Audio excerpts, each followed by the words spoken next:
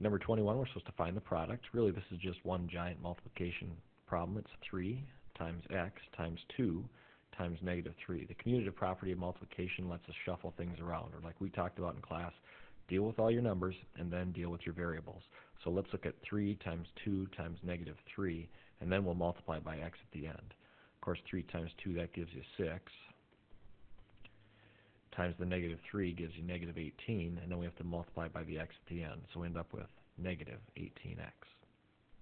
In 21b, again, this is just one giant multiplication problem. It's negative 2 times x times 5 times y times, we don't see it, but there's a negative 1 in there, times x. A negative x is like a negative 1 times x.